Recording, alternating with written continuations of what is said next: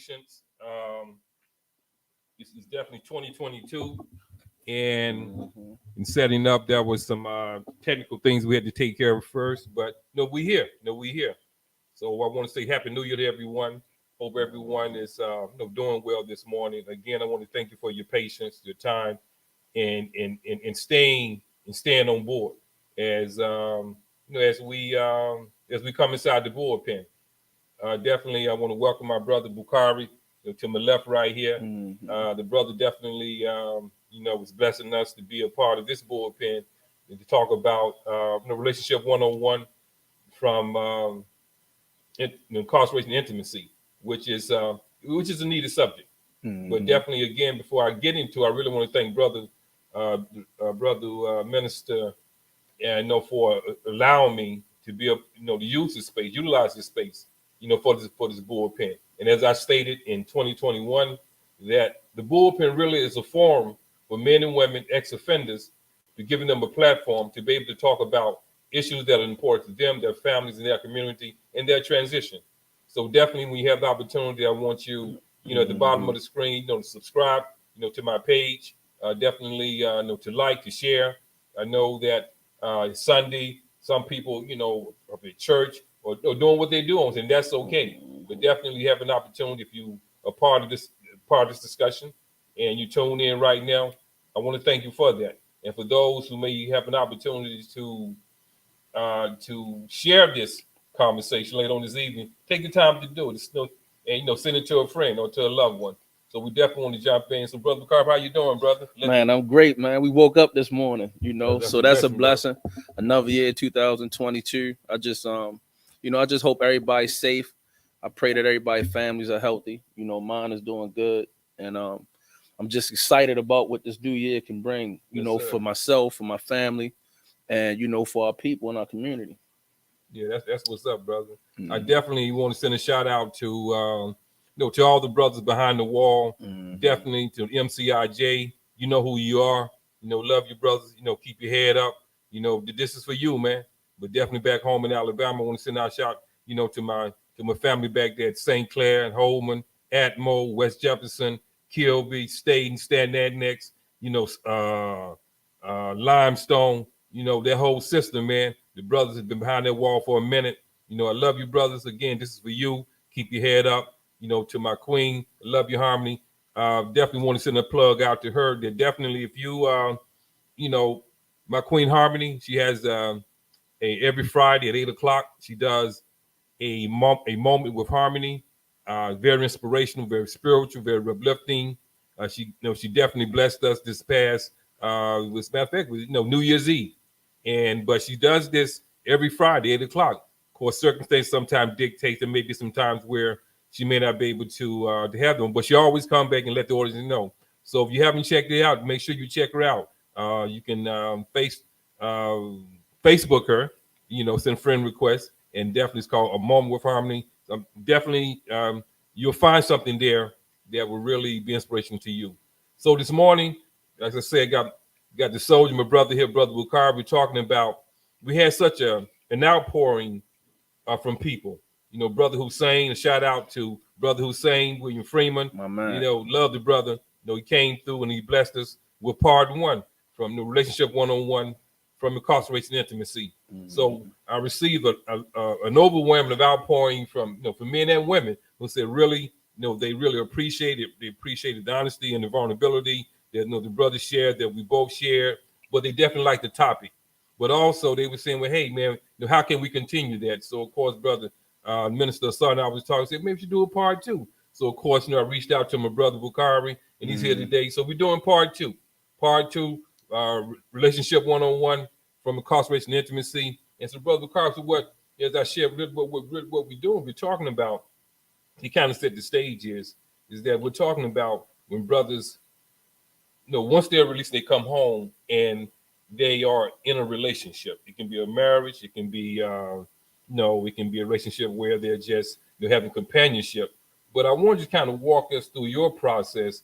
And one of the things the brother Hussein really touched on was very important is, even before you became home, were you involved in a relationship? Say why you was incarcerated, and if you were, what was that like? And then once you came home, what were some of the challenges? What were some of the successes that that you experienced? And of course, as you already know, whatever you want to talk about regarding that, brother, feel free. But there are a lot of women and men who need to hear these stories.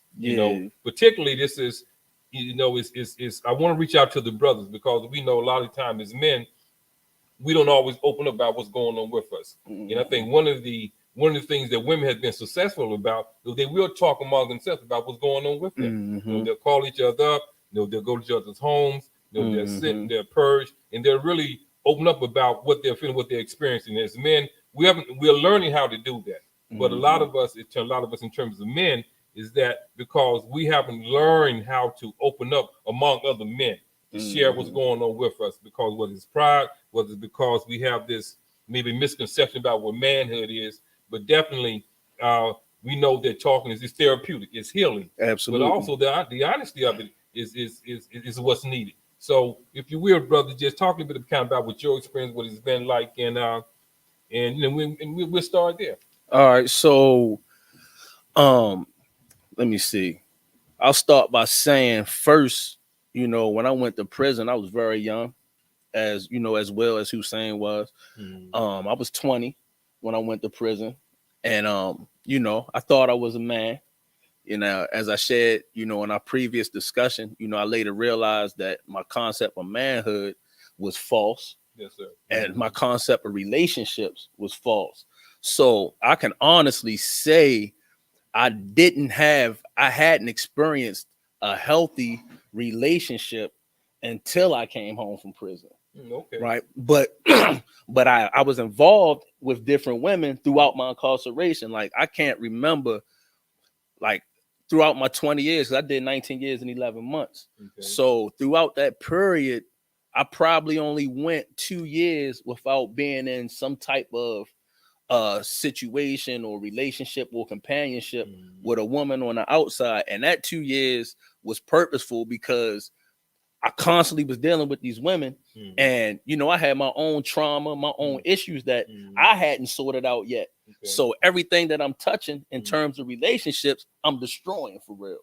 Okay. My intention is good, but I haven't dealt with the trauma, the issues, what I'm saying, the wounds that I was carrying within myself, and I was projecting that into my relationships, and I was hurting good people.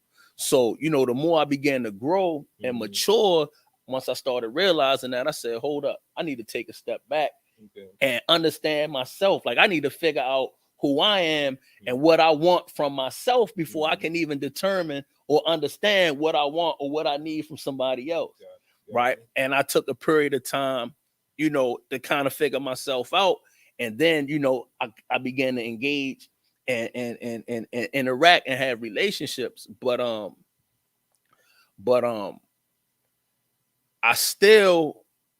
would say up until the time I reached like my mid-30s, I still didn't really understand what a relationship really consisted, like a healthy relationship consisted of. And I had read all the books. I just hadn't experienced it. See, that's one thing. You read, you have an idea, a concept of what a relationship should be, but you don't really know until you get into a relationship and you're moving out on these things that you're learning about. Okay, I like that. Excuse me, but I want to touch on something. I think it's going to be very key to listen to the audience out there. I want to call you. You said that the length of time that you was incarcerated, you had really been involved in maybe 3 or 4 relationships with women. So I want you to talk a little bit about, say, some of the things that you did. We just take, let's say, the first relationship. You went in as a 20-year-old young man, thinking you was a man. You got involved in a relationship behind the wall because she was out, she was in the free world. But what were some of the mistakes that you made, or what were some of the things that looking back now that okay, no, I didn't get that part right. Even though I was 20, I was in the relationship, but there were some things that I did wrong behind the wall because I wasn't there. So what were some specific things that really kind of disrupted, we say, the first relationship, and kind of walk us through the second one until you got to that point and said, well, look, wait a minute. I need to stop. I need to check myself first for right now, really get myself together. Because reaching that point where you make a decision, no, I need to really look at me. And when you're involved in a relationship, a lot of things occur. A lot of things happen. I give an example for like myself. when I went into prison, I was 25 when I went in. And at the time, I was in a relationship prior to going to prison, had been in a relationship maybe about for 5 years, had 2 children. I think my daughter was 4, my son was 2 when I went to prison. And at the time, the mother, she was 24, but I was immature. I was immature, I was deceptive. And the reason why I went to prison is because of robbery. But I was telling my queen that I was out there, selling marijuana because marijuana was acceptable in a lot of ways. Okay, it's not, it ain't no big thing. But I was robbing, man. I was putting that pistol in people's faces, but I was lying to her. So that was deception that I was bringing. So when I went inside the prison, so now I'm behind the wall. And now trying in my young mind, so okay, how do I maintain a relationship? Which at the time, I didn't really understand that I wasn't able to maintain because you have to be present. You physically have to be present. You can't be a father behind the wall. You can't be a husband behind the wall. You can't be. You could be supportive and encouraging. You can be encouraging, right? But you have to be present in the relationship. So, but that information came later on. But once I got inside the prison, a lot of things. But I still hadn't made that transition because of just that the anger I carried around inside of me, the trauma that I had dealt with. So that was some personally that I was going through that impacted my decision relationship with, at the time, the woman that I was in love, had 2 kids by. So talk a little bit about, say, at being in that state in a relationship, but looking back, realizing, it wasn't the best time for you to be in a relationship. Yeah, because it was something you said about being present. Like, in all honesty, one, like to be present, you have to be there, like mind, body, and soul. Right, that's right. Mentally, emotionally, and physically. I've never, I'm still, even to this day, struggling emotionally. Like, even though I grew in age, I was still emotionally retarded because even before coming to prison, I wasn't emotionally available. Right. I never matured, or I never really was nurtured or developed emotionally. So I say that to say, like, even on the streets, prior to going to prison, I wasn't even present. I was there, but I wasn't present. Like, you know what I'm saying? So coming to prison, it was easy for me to maintain certain relationships because I didn't have to be present now. Right. Gotcha. You understand? Yeah. So, and I was selfish, right? Anytime a man tries to, and I'm speaking personally, so what I would do is, it was about me, and I would bring women, like I would make my circumstance their circumstance, and that was unfair. So, my whole thing was, anybody that I was dealing with, they had to readjust their life around my circumstance so that I can be happy and I could be comfortable. Okay, I like that. Now we getting somewhere. You dig what I'm saying? Yes, sir. So, yes, sir. you got to pick up the phone at a certain time. Right. I don't want you hanging out in certain places because I'm not there to monitor you. Right. It's a childish form of control for real. And most of my relationships was like that. Especially early on, in my incarceration or whatever. But that was one of the things I did wrong. That control thing, the selfish thing. Another thing is, when I first got incarcerated, I had 50 years. I was serving a life while suspended, but 50 years sentence. And so my thing was, I had multiple. I got to be honest about that too. Like, for the first 8 years of my incarceration, maybe the first 10 years of my incarceration, I had multiple women at one time that I was involved with because I was scared to be alone. Like, I was scared not to have anybody. I can honestly say, like, it was that fear of abandonment. It was that fear of being alone. So I dealt with multiple women. So if one left or one fell off or something happened, I had something to fall back on. I wasn't secure enough at that time in myself to be alone relationship while I was behind the wall. You know what I mean? So, that was another thing that I did wrong, because when you're dealing with multiple people, that means that your energy is spread out in different directions. So you'll never really know what one relationship could grow into or blossom into, because you're not able to give it your full attention for real. Right. No, I'm definitely glad you said that, brother, because you talked about the fear, the fear of being alone, the fear of being of abandoning. But one of the other key things you talked about is that, being incarcerated and being involved in multiple relationships. And but when you begin to unpack that, it still was about self. It wasn't necessarily about the woman per se. It was about what do I need? What do I need for me, and not necessarily what does the woman need. And see, that's one of the things that many sisters are saying that who have reached out to me when they're talking is that the brother president, it really is about his needs, and she's not being fulfilled. Another thing you talked about emotionally being present. So you're talking about the emotional aspect of it. You're talking about the fear, but also you're talking about the fear of abandonment. All of the things that you describe are things that I would say that are challenges that that you're dealing with within yourself.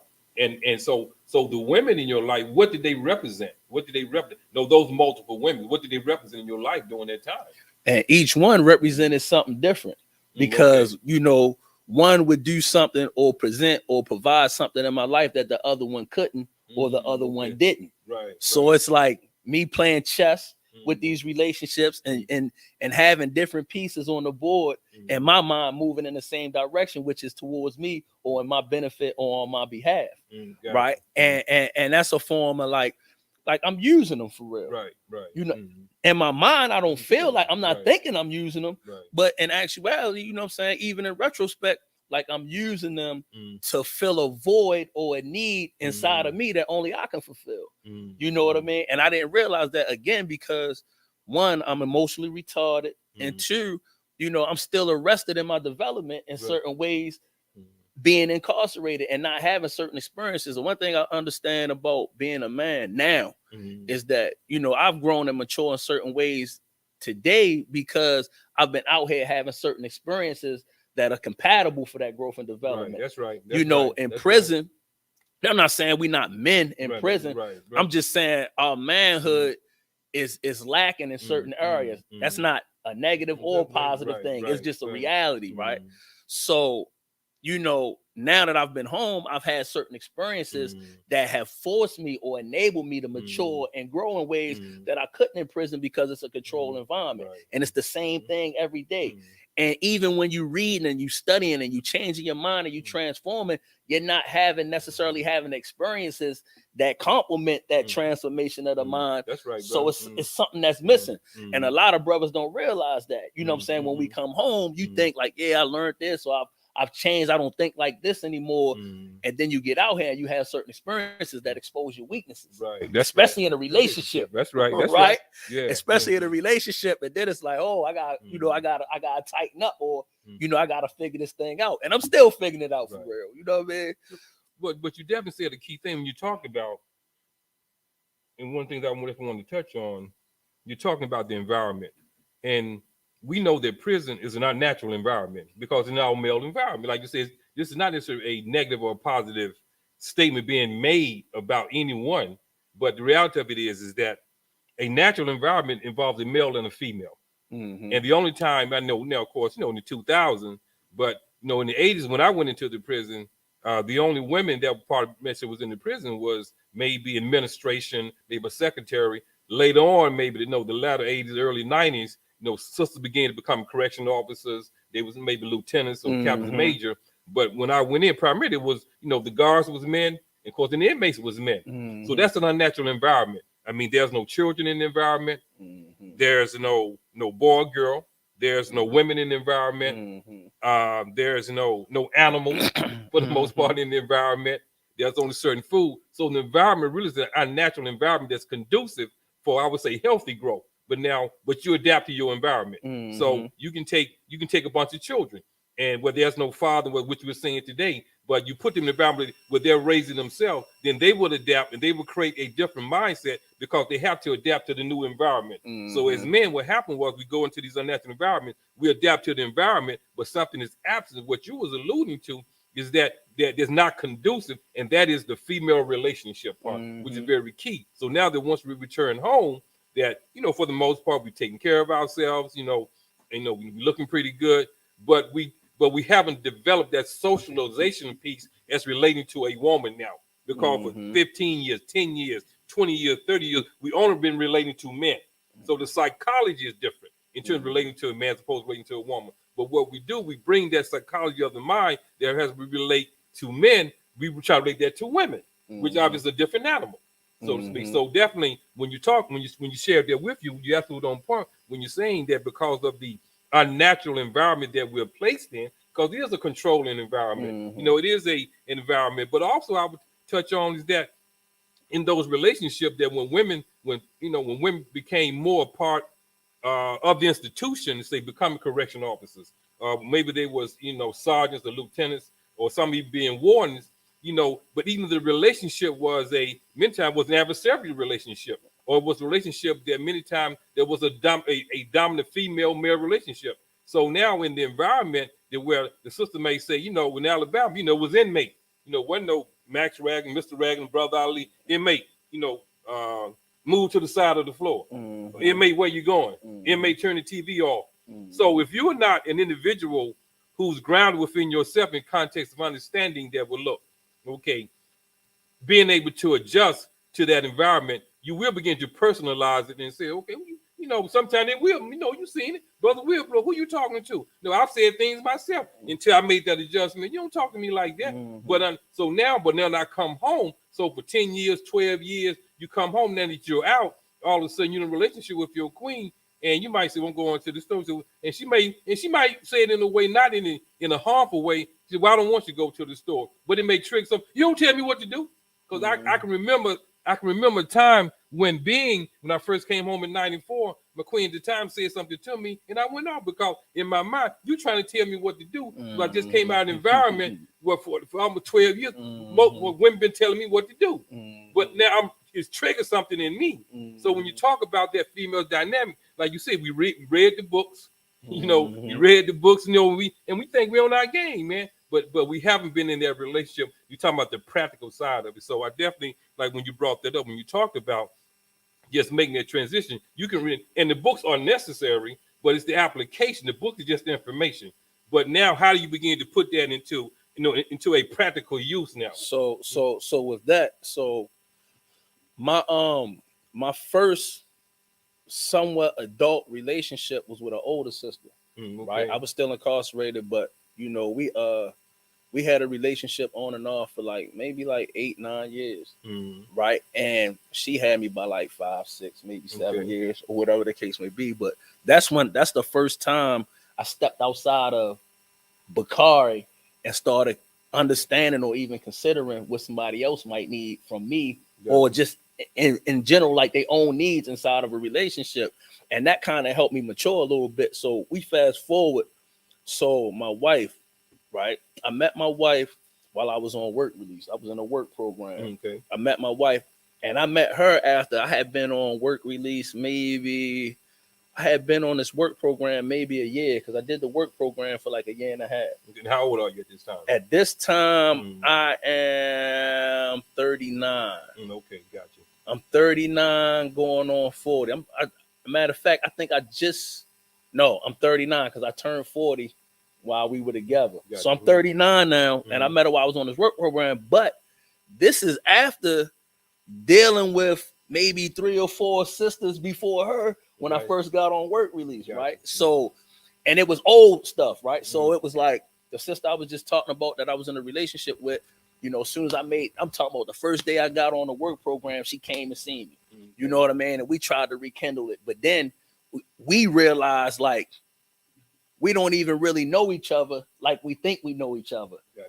Right? It's hard to really, and I understand this now, it's hard to really understand a person when you haven't spent quality time in the same space with an individual. Right. Right. So even though we writing every week, we on the phone 3 and 4 clips a day, right? We visiting 2 and 3 times a week. Now we physically have the opportunity to experience each other. And we start to realize we like each other, but we don't even like each other as much as we thought we did. Gotcha. And that taught me something about the difference between a prison relationship and relationships on the outside. Right. So fast forward, I met my wife on work release, and we started talking, we started dating, or whatever the case may be. And I came home, man, and we moved forward. But it was something that you and Hussein discussed in the last conversation about brothers needing to wait 2 or 3 years when they come home before they get in a relationship. Right. And I would agree. In hindsight, I would agree because, like, for me personally, like, I was ready to be in the relationship, but I still had stuff that I had to go through just by the nature of my transition. Right, that's right. You understand what I'm saying? Like, it's not that I didn't want to be in the relationship or mentally I wasn't ready. It's just that I understand now. I'm going through stuff, or I went through things that I had to go through. Just coming out here after being incarcerated 20 years, and she had to go through it with me. But that wasn't fair to her. That's right. You know what I'm saying? Like, and I appreciate the fact that, you know, I got a wife that's very loving, supportive, patient, you know, and that's why we together now. Because if she wasn't, it wouldn't have worked. The average woman, I believe, can't even handle some of the stuff that they go through with a man that's coming home from prison. You know what I mean? And it's like, dang, dudes come home and they switch up and this, that, and the third. And it ain't even necessarily that. It's just, I know for me personally, like, I created Bakari in prison. The man Bakari was created in prison. Yes, right? Yes, sir. I had to come out here and recreate Bakari on the outside. That's right. That's right. You understand what I'm saying? Like, I had to relearn this. I had to become Bakari the man on the outside. And it had nothing to do with who I was in prison. That's right. And that's a process. And that, you know, that's a learning process. I made a lot of poor decisions. I made good decisions. I made poor decisions. Right. But this woman that's committed to me, she's going through all of that too. That's right. You understand what I'm saying? So, and that helps me understand, like, yeah, brothers need time. Like, they need to get themselves time. I'm not even saying don't get in a relationship. Just take your time. Be honest. Be open. You know what I'm saying? And make sure that whoever you dealing with, whoever you involved with, they understand what you're going through. That's key. Right? Because, again, we be intelligent. So I'm talking about my first 6 months home. My wife would say stuff like, yeah, you know, such. I'm like, no, I don't know. She like, stop playing dumb. I'm like, I don't. You forget I've been gone 20 years. She'd be like, yo, I forgot. Like, sometimes she would forget that I've been gone so long because I'm a social person. Like, I know how to adapt well. So I come out here, I adapt, I start moving. And I can move like I've been out here. You understand what I'm saying? But I'm still figuring this thing out, though. You know what I mean? So, you know, sometimes, like, that would be an issue in the relationship, and then the emotional thing, you know. Yeah, that's key. Bro. She used to tell me, like, you know, I hear a lot of times, you know, and I've heard this my whole life, though. As far as relationship wise, I'm insensitive. And I'm not trying to be insensitive. I'm just not mature emotionally the way that I need to be. Like, my emotions haven't caught up to my mind and my heart. You know what I mean? If that makes sense. So, you know, and I needed time to kind of mature and grow and develop emotionally. And I've been home. This month makes 3 years. The end of this month, January 31st, will make 3 years since I touched down. And I'm really just getting settled, brother. Like, I'm really just getting settled and, you know, finding my peace of mind out here. You know what I mean? I'm just getting there. You know what I mean? But yeah, like, Hussein got a good situation because, you know, his queen, she been through the situation. She been through incarceration. Right. So she understand, like, she went through the process. So they're able to support each other, you know what I'm saying, and be there for each other. And you know, me and Minister Asar had a conversation one time. That's one thing we used to do in the joint, though, too, that I wanted to touch on. Like, that communication thing, being around the men that I was around, like, even if we didn't get, like, completely vulnerable, like, naked vulnerable, we used to talk. Right? We used to talk, like, I'm talking about, like, Cheapo, you know, brother Cheapo, good brother Diop. Yes, sir. Yeah, I used to have to kick Diop out my cell. Like, he used to lay on my floor of my cell, eating my food. You know what I mean? But we'd be talking. You know what I'm saying? Brother Disa, brother Mwai, like, we used to have these talks because, you know, we would give each other therapy. That's right. And I still do that out here. But where I go wrong sometimes is I would talk and open up to my friends more than my queen. Yeah. See, that's what I'm used to. You're used to. That's that male side. That's what I was talking about, is that, you know, shout out to Cheapo, man. Shout out who's home. Beautiful Queen Danny. Shout out to Adisa, you know, Jaquetta. Brothers home, they doing their thing, man. Shout out to Diop. You know who he is, boy. We love you, man. That's right. You know, but definitely, you know, but see, that's the key thing. What you're saying is that, you know, as men, growing up in that environment, we developed these male relationships. And so now we're comfortable talking about it. And even within those relationships, we don't, depending on how vulnerable we want to be, but we will share. We will share emotionally where, I know plenty of brothers, I done cried on their shows in the joint, man. Because I know when I fell, and and we all got that call, man. When they said that Dear John letter, and I can remember, getting jammed up in 83, about 18 months to 2 years, 85, that's when I get that letter. And to get that call, my queen tells me, well, look, I met somebody new. I ain't tripping because I realized that I left her. I abandoned her my children. That's by right. the choices that I made. That's right. So whatever, she had every right to live her life, but doesn't mean it doesn't hurt. Right. And so my thing was, so my thing is, the one thing I didn't want to do, I didn't want to be like a lot of brothers I saw on the joint when they got that news. They just go off. Well, you know how you do, slam the phone. You ain't nothing. Doing all of that, man. I don't want to be that dude. I ain't gonna be that dude. My thing was, look, it's hurt. I'm gonna swallow my pride. But then we hung up, and then I never this brother by the name of Sam goes out of Detroit. They called a case in Alabama, man. And Sam was going through the same thing. And man, it was like clockwork, man. We would get up in the morning, we'd check out that bake up, work on the farm. We won't be on that farm 5 minutes, man. We cry on each other's shoulder. Yeah. Man, but that was my therapy, man. I could talk to the brother. I was able to open up to the brother about what I was going through. And literally it took me 2 years, man. I got to a place where I was better and having dealt with the fact that now I'm no longer in the relationship with the woman that I love, had kids by. She was someone else. And so I had that bond with the brother, but I didn't have that with the queen on the outside. So I definitely can relate to what you're saying, like the brothers you named. And even out here today, like I said, we ain't call a brother someone we know, but we won't share it with our. And that's what the sisters are saying is, talk to me. How do you talk? Yeah. So how do you learn to begin and say, well, look, I love Chipo, I love Adisa, I love Amaru, I love all these brothers, like you say, that maybe y'all became each other passing in the joint, but the same. But now I got a queen. So how do I replicate that in a way? But obviously with my queen. So how do you make that transition? So I didn't even realize, honestly, I didn't even realize I was doing it, right? I didn't even realize that I was doing that, but it was deep because like I'm doing it and my men doing it. So my phone ring 10:30, 11 o'clock at night. Bro, I need you, right? Yeah. I'm up, suited, booted, out the door, and we might go somewhere and park, and I'll let this brother vent. You know what I'm saying? Or whatever the case may be. I didn't even realize I was doing it till one day.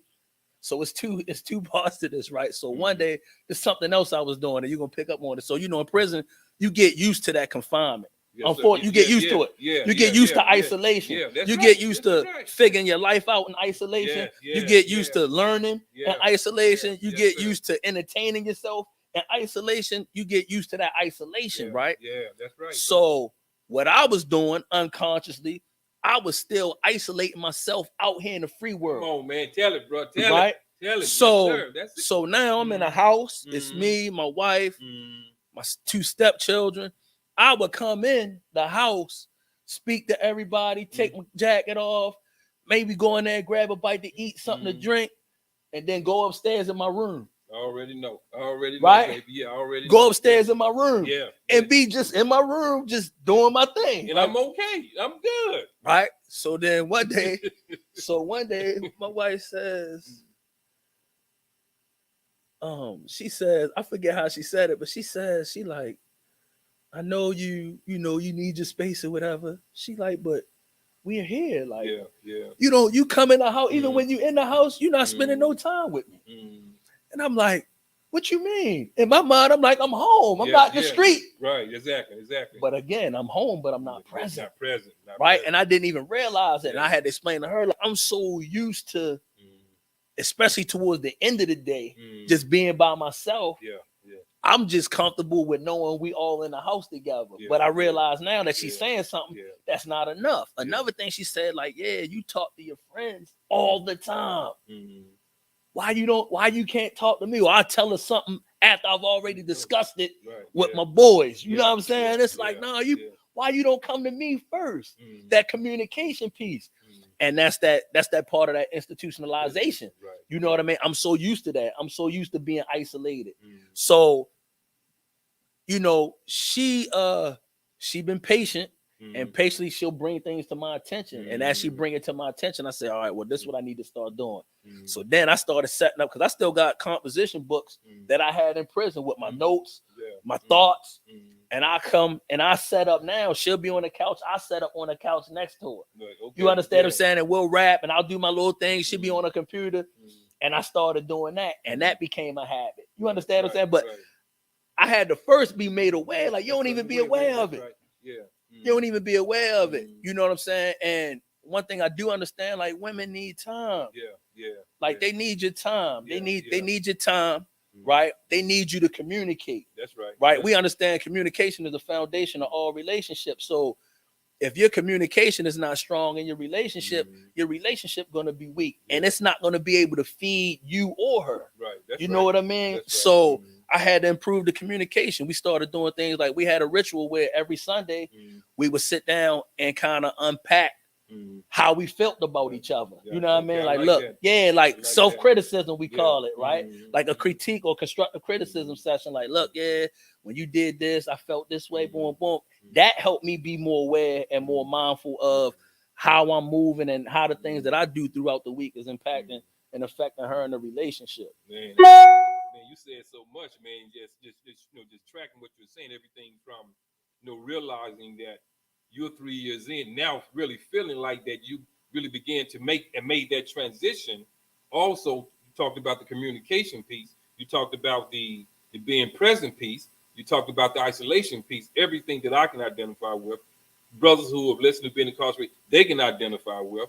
Sisters who have reached out to me are saying that what you shared to me, they're sharing these stories about their kings, man, about what you're saying. And like you, and the key thing was, and I laughed about it, not in, in a comical kind of way, but when you said that you come in, say hello to the wife, the kids, you get some neat, you go up in the room because you've learned how to be by yourself. And I share with my queen all the time. I learned how to be by myself, and many times I say, "You okay?" And it's maybe I'm still that's gonna have to work in terms of, but I'm okay. I'm not there because something is wrong. Is that I've learned to live life. But now, how do you learn to live in the present with your family, which is the key thing, that you can't isolate yourself? Because it made me think about, just kind of an anecdote to where when I came home, from prison, and it'd be 12 o'clock and I still got my shoes on. And I can remember my queen telling me, man, I come home, they got these shoes off and walk around the car bare feet. 10 o'clock at night, man, I got my boots on. You can take your shoes off. I said, I don't know when a fight gonna break out. I'm joking with her about that, but at the same time, but I'm thinking, okay, what's, why am I having taken my shoes off, man? I'm in the house, I'm safe, I'm good, but yet I got, they laced up. I know your feet sweating, hot and tired, man. But again, it's just that thing being incarcerated, man. You ain't finna catch me coming out of the shower and them slipping and sliding, in the dormitory floor, because to come through that circle was a violent place, man. You need some grip, but that was part of the mentality that came home with me. And I'm saying, but learn, say, okay, it's okay, man. Just getting to a place that how you begin to let go of some of those psychological things that you brought from the prison environment. When you talked about just reaching out, to brothers you had bonded with, because it is a bond. And the key thing you said is that you don't know a person until you, Prophet Muhammad, peace be upon him, said that you don't know a person unless you live one of three things. You live with that person, you've been in the business with that person, and things with others. You travel with that person. So living with someone is different, as you talked about, than you're writing letters and communicating to think, okay, well, I know the person right here, but now you're living with someone, and you begin to learn about each other, and some of the idiosyncrasies, some things that that you like, they don't like, or they like, you don't like. But that's growth and development, because it's a compromise. You share things, but definitely you are correct in what you're saying. Is just learning, being with someone. But you touched on so much in terms of, and I really, for the listening audience and for the sisters who possibly may be watching, this discussion inside the bullpen the brother was talking about, everything from just learning how to isolate himself, learning how to be in a relationship, taking time to transition from that prison environment to more, I'm gonna call it mainstream, or just back into the relationship. learning how to be, not thinking of himself, but thinking of, to think of someone else's needs, but having to go through that process in order to get to that place. Because a lot of sisters out there, and I hear what you're saying, that where, what Brother Bakari has shared, that you're experiencing it with your king. He's not talking. He does seem to isolate himself. He seems to be more excited about being with his boys than being with you. And many times it's not that he doesn't want to be with you. It's just that he know how to be with them. He doesn't know how to be with you. And the thing is, and you as being with a woman. And many times they generally love you, care about you, but as we know, relationship is about learning. It is about growth. It is about development. It is about experiences. It is about being vulnerable enough to say that I don't know. And this is what the brother is sharing right here. And I'm very grateful what the brother is sharing with you, because he has really laid out a great deal about what that process looked like. And I know many of you sisters out there is that you're experiencing their relationship.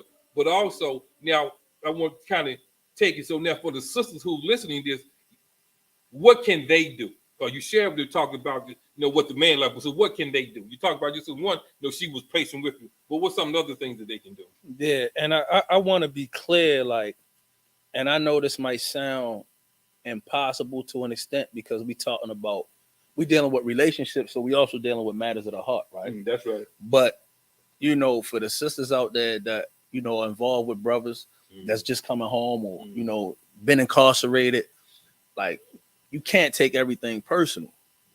Like, you can't take it personal, right? Yeah. His transition process and the things that he go through, even though you there and it's your experience as well, you can't take it personal, right? Because we mean well, right? We mean well. So for instance, like, being patient, being supportive, being loving, right? Being tolerant of certain things, but not compromising, who you are, right? But being able to be tolerant, because we both had to be tolerant in a relationship. And like, I gotta say this, man, in all honesty, like, it's been times where, like, my life wasn't reflecting what I wanted it to. Meaning, like, I felt like I wasn't living up to my potential. Right. You know what I'm saying? Career-wise, financially. And I can be honest to say it was times when I didn't even want to come home because I didn't feel like I was being who I needed to be for my family. Right? And I would stay out in the streets, not even really doing nothing, but just because, dealing with my own issues of my own insecurity of not feeling like I'm living up to, you know what I'm saying, an expectation or a standard that has been set for me, right? It would be difficult for me to even come home and look at my family sometimes, right? Yeah. But in her mind, you know what I'm saying, I don't want to be home because I want to be in the streets running around, but I'm going through something that don't even have nothing to do with her for real, but I don't even know how to express that and communicate that. You know what I mean? So, and that's what I mean about don't take it personal. So it's just about, being understanding. Like, sisters, man, they got to be patient. They got to really be patient and be understanding, but hold them accountable. Like, you got to hold us accountable, though. That's right. You know what I'm saying? As men, hold us accountable in a loving way. You know what I mean? Like, if like, when I say I'm gonna do certain things, or I set certain goals, I got one of them dry erase boards in the room where I got stuff written down, 90-day goals and things of that nature. You know what I mean? She'll say, like, like, we'll be sitting there on the couch sometimes, and she'll be like, so did you ever do such and such? Like, what's going on with that? And what's going on with that? Or I think you should, you know what I'm saying? Like, that encouragement, that reminder, you know what I mean? I can receive that. Right, you know what I'm saying? And you talked about how, like, it's kind of hard for a man to receive instruction from a woman after being incarcerated. And that inmate male female officer dynamic.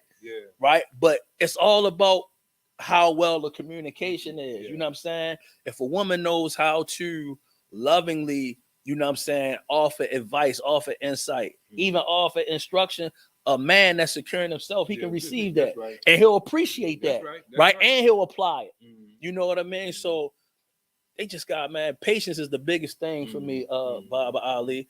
I think, like, patience, because it's a process, and if a sister, if she believe in a brother enough to be with him, then she gonna have to believe in him enough that as he go through this process, that relationship is gonna end up where it's supposed to be once it goes through, you know, whatever trials and tribulations that it's gonna go through.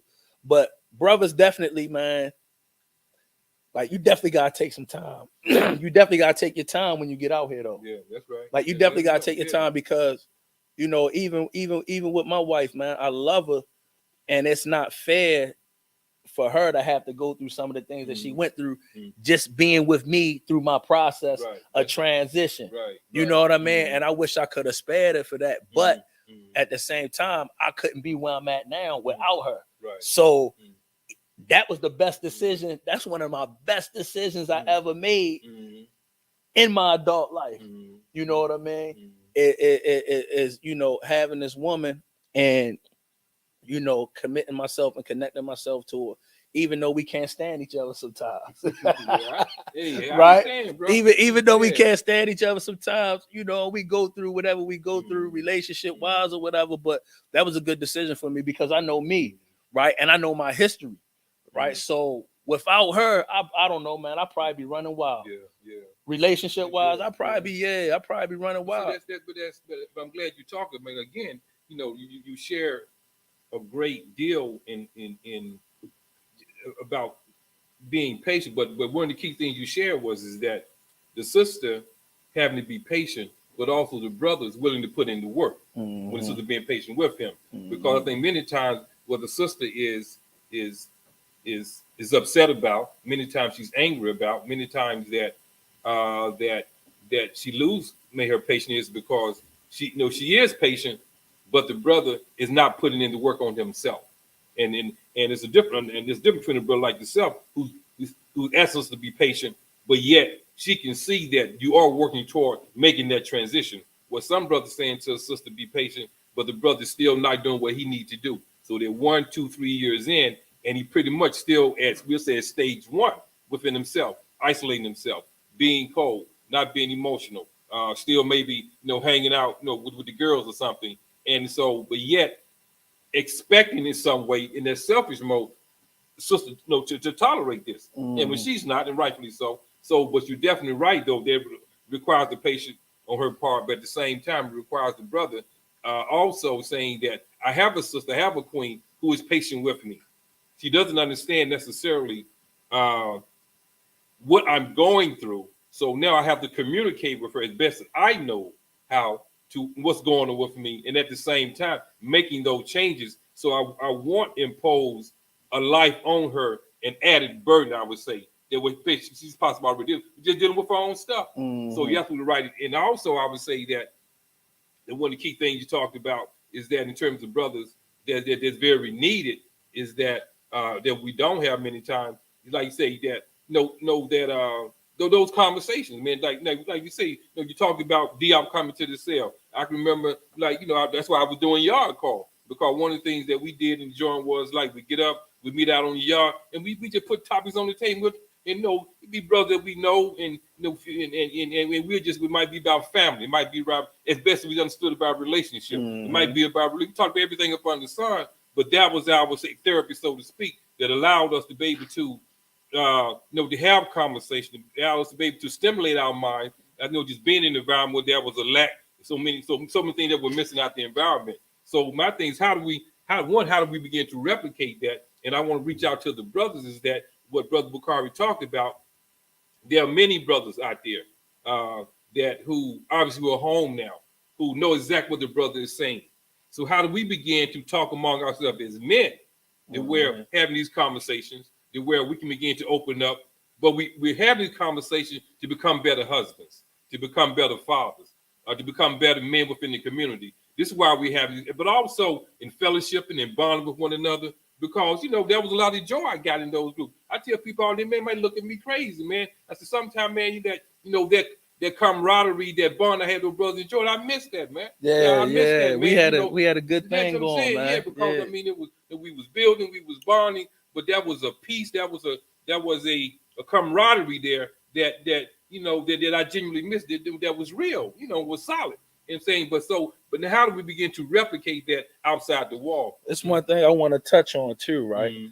there's no such thing as a perfect mate. Yeah, that's right. Right. I gotta say that because, you know, in prison, you know, for men, for some of us, you know, we reading these books, you know what I'm saying, and we getting all these ideas about what the woman should be, what she shouldn't be, you know, out of the book, right? Which is you know, it's an ideal, meaning like it gives you an idea of some of the things that might be healthy or beneficial for you. But we read these books, you know what I'm saying, and we study all these examples, right? And then we get with these sisters and we expect them to be that. Right. Yeah, that's right. Like that's not fair either. So for the brothers, like there's no such thing as a perfect mate. You know what I'm saying? We intelligent, we writing these letters. Listen, I had a sister tell me, you've never had a letter until you had a letter from a Negro in the joint. That's right. Right? That's right. It's no letter like a jail letter. Right? A brother sit that cell, you light your little hot pot up with your coffee, you got your snacks, you got the right music on, 92Q Love Zone, like you putting that thing together, right? So you're right, brother. Right? And but sisters become accustomed to that. You writing this woman, you feeding her certain things. Little do you know, now she's creating a standard and an expectation of you. Right. And a lot of times when we show up, we him, but it's not exactly what they expected it to be. That's right. Right. And sometimes their expectations don't be realistic to what a brother can be or do at that point in his transition. That's right. So that's where the patience come in too. You gotta be real. Yeah, that's right. Like at the end of the day, you gotta be able to look at a person, their strengths, their weaknesses, you know what I'm saying, the beauty, the ugly, whatever, and decide for yourself, is this somebody that you can work with? Right. If this person never changes from who they are right now, will you still love them and still rock out with them? You know what I mean? And that's what we gotta be doing. That's right. No, I'm glad you said it. You're absolutely correct, brother. I mean, as we all know, there's no perfect being, no perfect individual, no perfect man, no perfect woman. But yet, you know, how do we get to a place to where we become better than what we are? Right. And I think that's really what it's all about, is that, you know, we all know we're human. We have human frailties. We have flaws. But it doesn't mean that we can't become better than what we are. It doesn't mean that just because I'm human that I have to lie. It doesn't mean just because I'm human I have to be deceptive. It doesn't mean because I'm human I have to cheat on my wife. I'm saying I can grow, I can mature to where those things, I don't have to do those things, because those things are within the human possibilities. But definitely requires patience, particularly that when you're dealing, say with a young man who doesn't understand that about himself and he's learning. But also you share with the sister that she realizes that in minutes you are a good brother, but am I willing to invest in the process of you getting to that place where you need to be, that where now our relationship is better. And some sisters, like you say, thug it out. Like you say, like your queen, she thug it out. And some sisters say, well, no, I can't deal with this, for whatever reason. And some brothers get one, and then some brothers will go through that process with a sister, because Hussein talked about that. I talked about that. A sister say, well, like, who was there, 10 years or 12 years, and then he came home, and because of where he was, being with someone else. Like myself coming home, when I came home, like I said, when I went inside the institution, the only woman I knew was the woman who had my children. Inside the institution, I didn't have a relationship. For 12 years, I did not have a relationship with any woman inside the institution. I isolated myself because in my mind was, one, I didn't know if I was coming home. I picked up 25 years institution at the time because, I saw and stabbed some guys inside the institution. So I didn't know if I was coming home or if I do the whole quarter. And so in my mind, I institutionalized myself to where, look, this is home for me. So I literally shut down emotionally and saying that, because I didn't want to feel, because I couldn't be in the world and be inside the institution as well. And so when I came home, of course, right before I came home, I started reaching out, to my queen at the time, and she was accepting. But as I say, but I realized I wasn't there anymore. She would change. I was 25 when I went, she was 24. When I came home, I was 37, she was 36. We both were two different people. But yet in her mind, she was thinking, okay, well, look, I love him, the baby's father, we can try to make this thing work. But I did not know who I was. And the reason that came from her. When I wrote the book, Transition Therapy, about brothers getting themselves time, that came because she said to me when I came home, she said, Max, look, won't you give yourself time?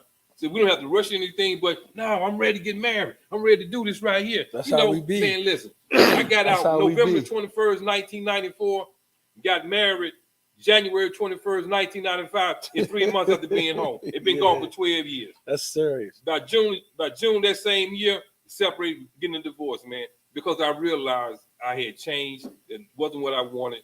And I hurt the sister again because I wasn't ready to mature. I wasn't ready to face a lot of things. I was better, but I wasn't where I needed to be at the time. And the mistake I made, I came in and I rushed this relationship. Had I given myself time, I could avoid putting my queen, but putting my children through that. My daughter, who was 4, was 18 when I came home. My son was 2, was 14 when I came. So I could have avoided putting them through that. Had I really gave myself time, still could have loved them. Could have been a father to them, but I didn't have to take them back through that again of leaving them again. I left them in 1983 at 4 and 2. I come home, I leave them again at 18 and 14, man. And I'm saying, so the damn that I could, but not knowing self. This is what I did to her. This is what I did to our children. See, and I think, Bob Ali, not to cut you off. So I think the key thing, even with two people that might not be where they need to be at, I think one of the most important questions to ask is that, can I grow with this person? Yeah. Right. Yeah, if you don't see potential for growth with a person, then that's the wrong situation. That's right. Right. That's the wrong situation. If a brother come home and he going through whatever he going through, if a woman honestly can see the potential for growth and see him even with his bull crap, still, taking strides and growing in certain ways, then all right. I would say, like, if you choose to, that'd be cool to thug that out. Right. But if you don't see no growth, if you see a brother completely regressing from who he was or who he presented himself to be, and you don't see no room for growth for him, for you, and for the relationship, then that's a situation that I would encourage them to reevaluate, you know what I'm saying, and weigh their other options. But it has to be potential for growth there. You know what I mean? So, and I'm saying that because it was times like me and my wife went through things and we was thinking about and considering separating and, all of that. But the potential for growth is so strong, right? And when we good, right? And so, because love is not enough. Right. Yeah, exactly. Right. It takes more than love. Right. So, but we both, I believe in her. Right. And I know she believes in me. And, we see the potential for us both to grow, and we want a lot of the same things. So we've been sticking in there, and we've been fighting it out. You know what I mean? That's a beautiful thing, like you say, brother, that having a queen to where you both recognize the growth and the potential within each other. And loved enough to realize that, well, I can be vulnerable with my queen. She can point out some things to me that I need to work on as well. And I'm prepared to do that because she's worth it and I'm worth it, and vice versa. And I think that was one of the key things you shared with me, that looking back in our relationship, is that I had outgrown the relationship that I was in with, with my queen at the time, but it didn't become a realization until I was, because behind the wall, I got all these ideas and thoughts behind how life is going to be till you come home. Now that you're home, you realize the life that you had in your mind and the reality of they don't coincide. And that was, a rude awakening in many respects for myself, and it was a heartbreaking awakening, for my queen at the time. So, but I'm just thankful, she's a beautiful sister, a great mom, man. She helped, the children down. I always send a shout out to her, man, for what she did, because she's a great woman, getting 2 beautiful children. My son and my daughter, they're doing well, and my son, we're building our relationship. Obviously it can be better, but me and my daughter, we're building our relationship. We're getting there. We're not where we need to be, but we are getting there. And and saying she's married, a loving husband, man, and deserving of all of that, man. That's great. And I wish her number love and the best, man, because she really means, she was a great sister. It just I wasn't ready. And my thing was, what I did to her, I did not want to do to another woman. Because I said, no, I have to move. I have to grow. I have to get to a different place in my being. So that's why I really began to work. Because like yourself, started working on myself in prison, but you don't know until once you come home. Then, like you said, when those flaws are pointed out to you, once you begin to interact with someone, then you begin to see other things. So I'm very grateful for a relationship I'm in now, because I have a queen now to where, that she has allowed me, she's, is in helped me to begin to identify some things with myself, because I've had a second marriage that, going through divorce, everything. But again, another great sister. And it wasn't because, just sometimes in a relationship and things don't work out. But again, but being able to be a man and a father is what I'm glad within that relationship, raising my daughter, being responsible, being present in the moment. And Yes, so sir. I feel good about my growth in that department. Then you meet someone that where you continue to evolve and grow, that, like you say, that is really, compatible for where you are spiritually, and in ways that we say, okay, well, now this it takes to a whole nother level, within your development. So my transition has been, it's still unfolding, but in many ways, each stage I've grown, I've got better, and I believe the stage I'm in now is the stage where I would do, I believe, my best work with the queen. It's because she talks someone who does support me, who does understand me, who does point out that, when I'm wrong, and vice versa. And we had that communication. And I'm vulnerable with her, and I can talk to her. And so, but it took me a while. Now I'm 64 years old. And so, but we got, but getting to that place within myself to where, okay, well, now I'm really kind of understanding this man thing, man. From what I thought it would be, coming up as a young boy, as a teenager, and so different now from what it really is. So I'm definitely glad, brother, that you took the time, to bless us, to bless the women and the sisters and the men who may be a part of who was was tuning in, because you shared a lot, brother. You was open, you was honest, you was vulnerable at times. I really appreciate it. That's what's needed. And I definitely want to say that send a shout out to my home back in Alabama, Rashid. What's up, Gator Rashid? Man, this brother like from the dirt, man. Day one, man. Love this brother, man, and brother, went through that system together, man, and just much love to you, brother. Definitely keep doing your thing, man. And a lot of brothers back there behind that wall, man, back in Alabama, it's this is what this is about, man. It's about men reaching out to other men. I see you, Rocky. I also Rocky up there in North Carolina, Terry. So these brothers I grew up with, man, caught up in the system, in ways, but yet who out, trying to do some things for themselves, to make them just making themselves more better for the world that they live in. See, and that's key also to us being able to mature, like having the right brothers around. You know what I'm saying? And I'm fortunate that I got a good circle, right? I got a good solid circle, and we still giving that therapy to each other. That's it, bro. You know what I'm saying? And you need men around you that can point out your own doo-doo to you. Yeah, that's right. Right? That ain't gonna sit back and just let you wild out and do X, Y, and Z. That'll pull up. You know what I'm saying? I got a homeboy, my man E, love this brother, man. He'll pull up at the house like, yo, get in the car.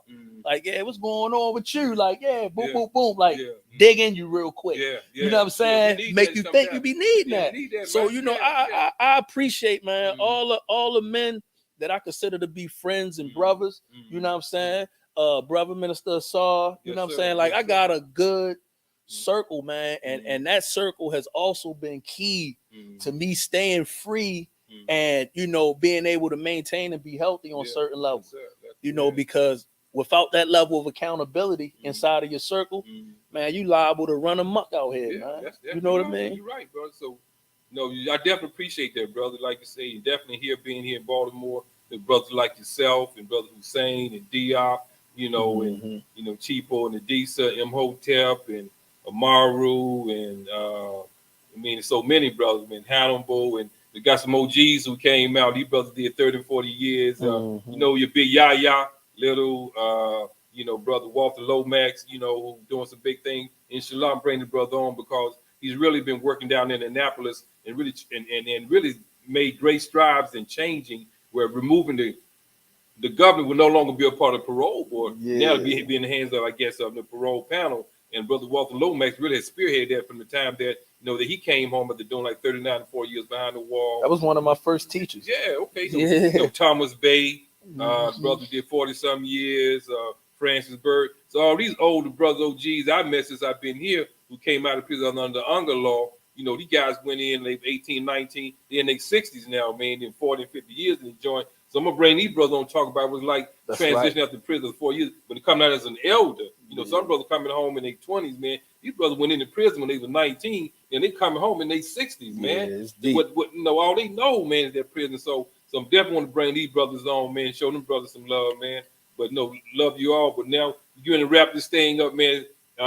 We definitely got a little start late, but as always, want to thank Brother Minister Assar, you know, for his love, for his support, for definitely taking the time out of his, you know, Sunday, you know, to come in to make sure that we're good. And so, Brother, how can it be get in contact with you, what you're doing, and let the people know, man? Yeah, you can contact me on Facebook, on IG, Bakari Atiba. Reach out to me, man. I'm still out here doing mentoring. I'm doing re-entry mentoring. So for brothers and sisters that's just coming home, reach out. I'm doing mentoring through Hope Baltimore. We meet every Tuesday night at 6 p.m. on 811 Cathedral Street at St. Emmanuel's Church.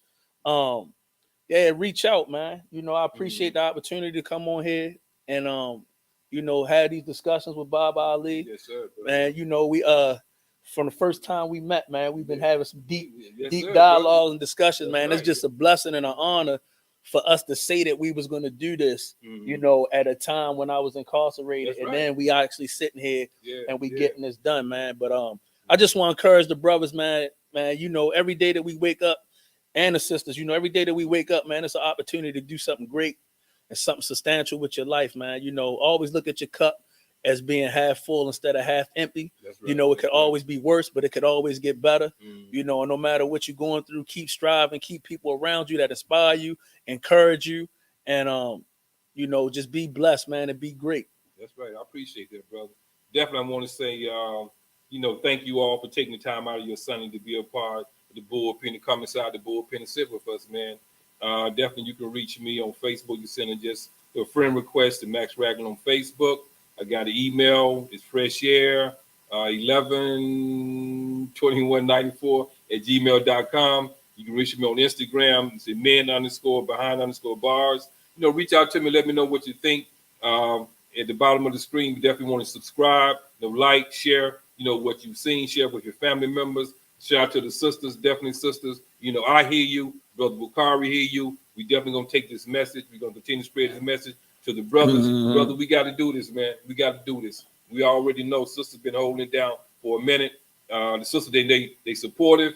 You know, they rocking with us, man. But we definitely got to do our part. And the way that we do our part is becoming better men. And how do we become better men? That we got to face those demons that we carry around inside of us. Whether it's fear, whether it's lack of confidence, whether it's whatever the case may be. We, like the brother shared, you know, we come together, we can talk, and we got to have a forum where we can sit down and talk as men, hold each other accountable in a loving kind of way, but in a firm kind of way, in a way to say, well, look, how do we become better men? Because society need us, our community need us, our family need us, our sons definitely need us, our daughters need us, our wives need us, and I'm saying that we can do this, man. We've done it before. We are great people. We come from a great ancestry. That DNA that was in our ancestors who civilized the world is still in us today. It hasn't gone anywhere. We just got to tap into it. But also, I'll add to this right here. We got to turn back to God as you know God, the Creator. I think that's one of the things that is missing from many of us, brothers,